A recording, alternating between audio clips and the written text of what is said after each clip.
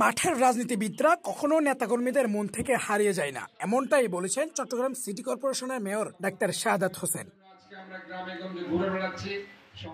মঙ্গলবার দুপুরে দক্ষিণ চট্টগ্রামের উত্তর সাতকানিয়া সাংগঠনিক উপজেলায় এক ঈদ পুনর্মিলনী অনুষ্ঠানে প্রধান অতিথির বক্তব্যে এসব কথা বলেন তিনি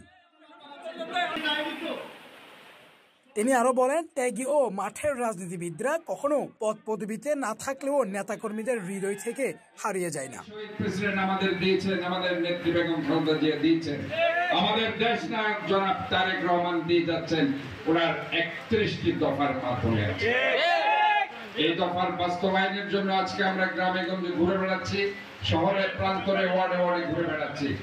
প্রত্যেকটি দফা যদি বাস্তবায়িত হয়, এই বাংলাদেশে কোনো দুর্নীতি থাকবে না, অন্যায় থাকবে না, অবিচার থাকবে না, এটা সোনার বাংলাদেশে পরিণত হবে। এছাড়া শহীদ রাষ্ট্রপতি জিয়াউর রহমানের আদর্শ বুকে ধারণ করে যারা রাজনীতি করেন তারা কখনোই দলের সঙ্গে বেইমানি করতে পারেন না বলেও মন্তব্য করেন ডক্টর শাহাদাত। আপনি বুঝতে পারছেন যে এই বাংলাদেশকে আমরা কষ্ট করে ফিরে পেয়েছি, এই বাংলাদেশকে নিয়ে বিভিন্ন ষড়যন্ত্র হচ্ছে। অনুষ্ঠানে সভাপতিত্ব করেন দক্ষিণ জেলা বিএনপির নেতা শফিকুল ইসলাম রাহি।